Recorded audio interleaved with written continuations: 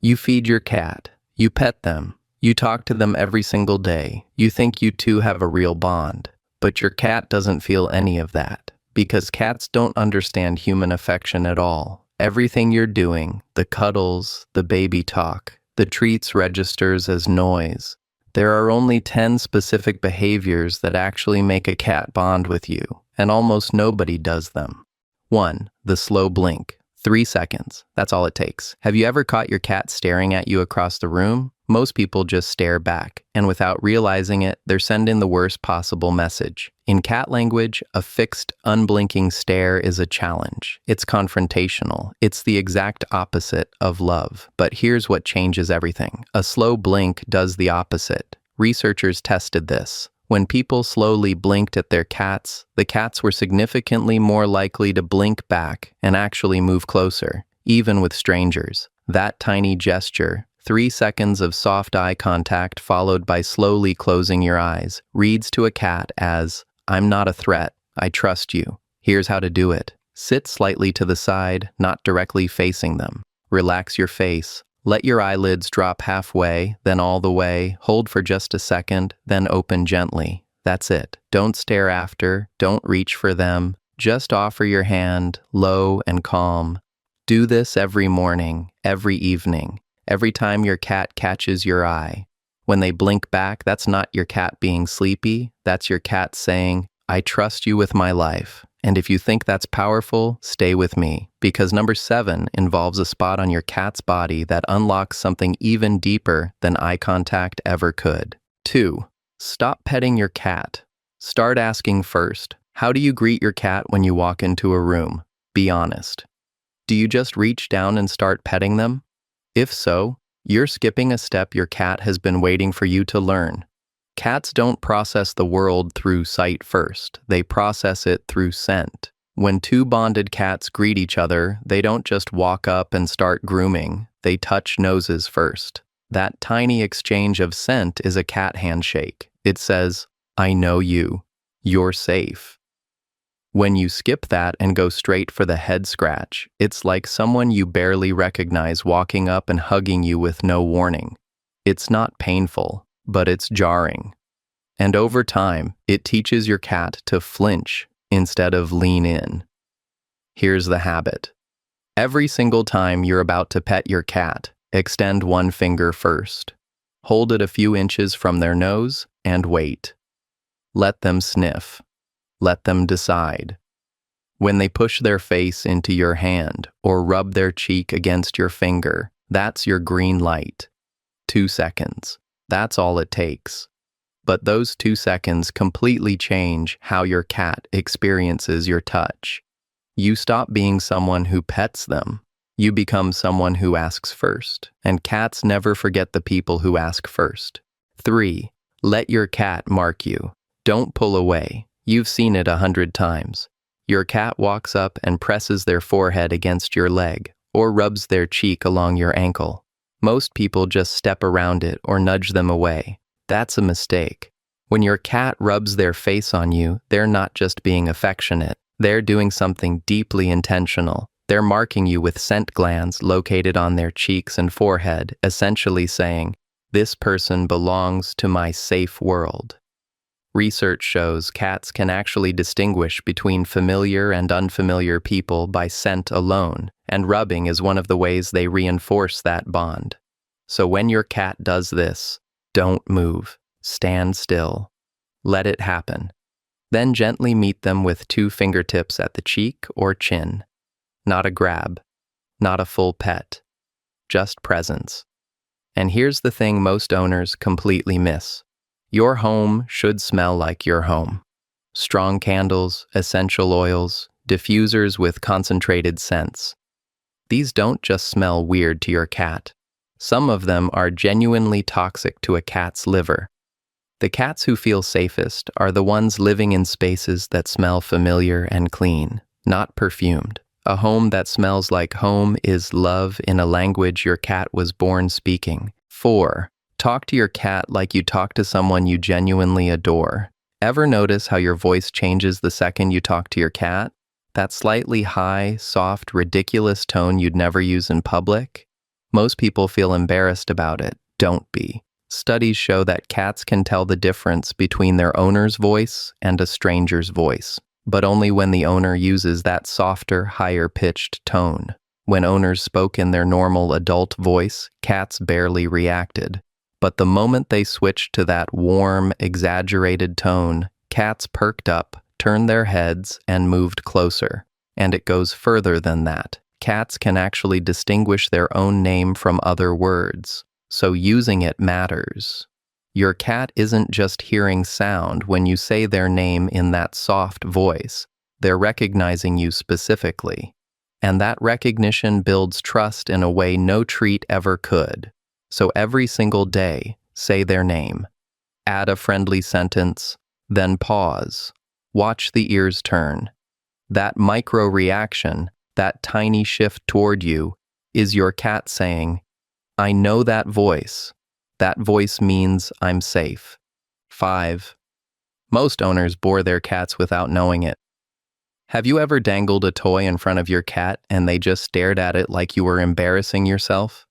That's not your cat being lazy. That's your cat being completely unstimulated. And it's happening in millions of homes every day. Here's what most owners don't understand. Cats are hardwired hunters. Their brains are built to stalk, chase, pounce, and catch. That whole sequence is the point. But when you wave a feather back and forth in the same spot with the same rhythm, you're skipping every single step that makes play feel real to a cat. The trick is to make the toy behave like actual prey. Drag it away from them, not toward them. Let it hide behind furniture. Make it freeze, then dart. Move it in short, unpredictable bursts. When your cat drops into a low crouch and their pupils go wide, you've activated something primal. And here's the part nobody talks about. A cat who gets 5 to 8 minutes of real hunting every day doesn't just stay physically healthier. Studies show they have better perceived quality of life and less problem behavior. They become calmer, more affectionate, more bonded to the person who gives them that experience.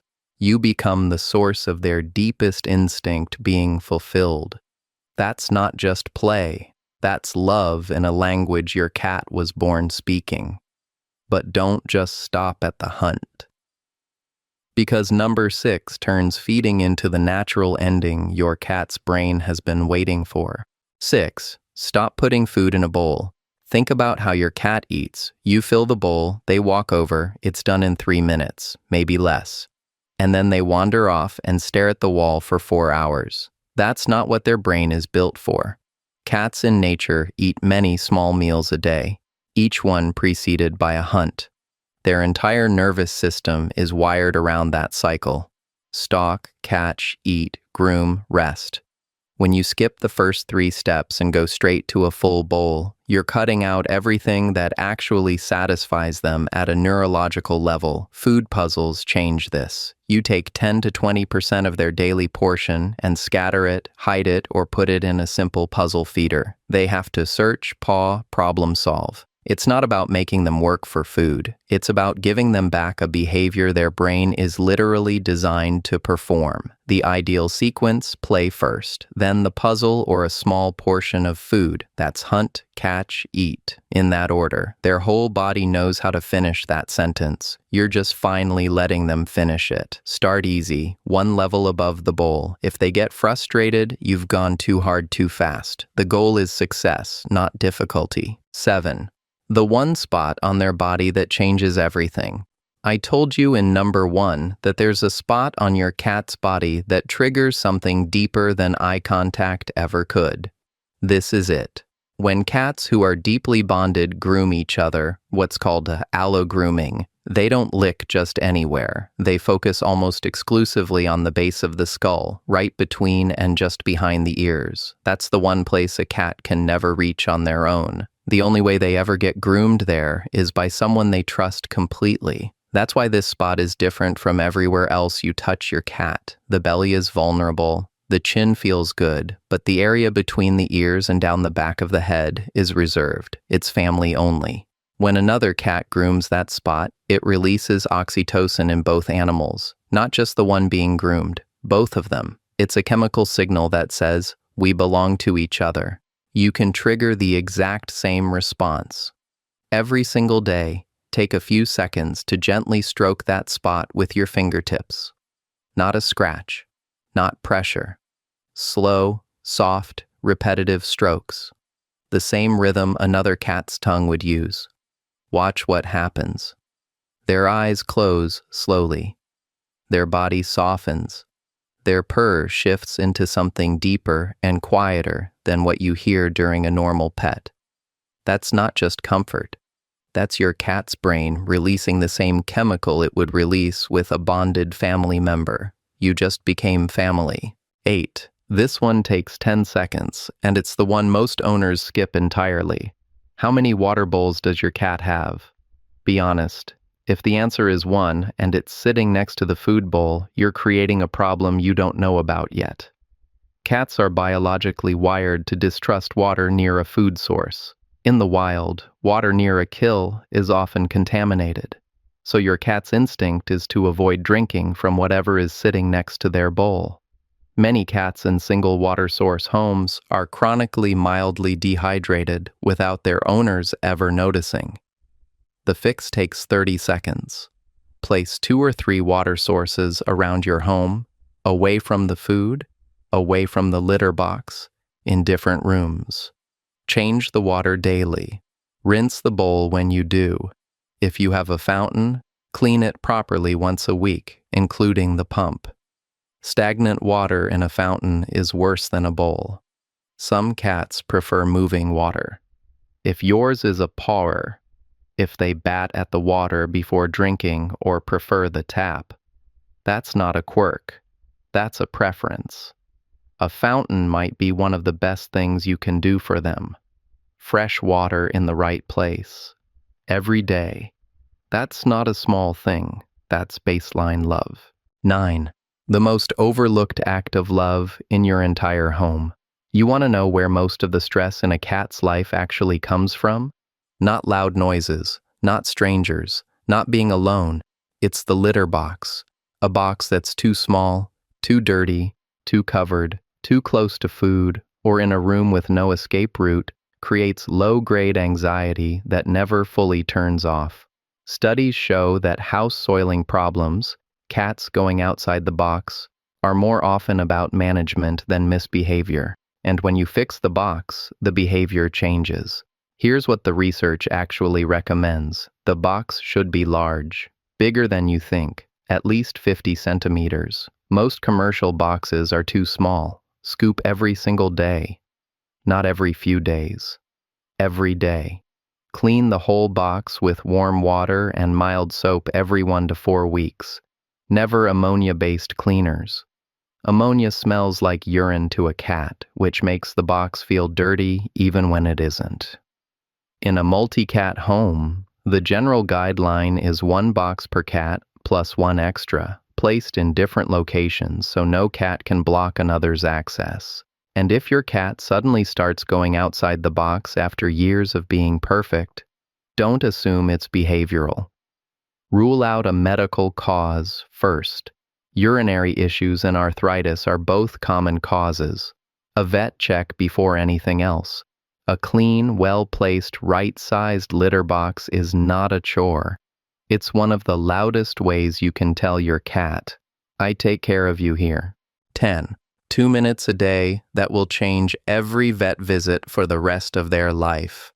Most cats hate being touched, not because cats hate touch, because no one ever taught them that touch is safe and predictable. Mini training changes this, not tricks, not performance. Just 2 minutes a day of controlled, positive, reward-based interaction that teaches your cat. Things that happen to my body have a pattern, and the pattern leads to something good. Here's what it looks like. You hold out a fingertip. They touch it with their nose. You mark that moment, a click, a word, anything consistent, and immediately give a tiny treat. That's it for 30 seconds. Then you gently touch one paw for 1 second. Mark it, treat, done. Then you leave the carrier open on the floor with a blanket and a treat inside. No door closing, just presence. Over days and weeks, this builds something profound. Your cat develops what researchers call a sense of control and predictability over what happens to their own body. And when that exists, everything changes. The vet visit is less terrifying. Nail trims become manageable. Medication happens without a fight. But beyond practicality, something else happens. Your cat begins to seek these moments out, because every session ends in reward. Every interaction is safe. Every touch was asked for and respected. You stop being something that happens to them. You become someone they choose to engage with, and in the world of cats, that is not a small thing. That is everything.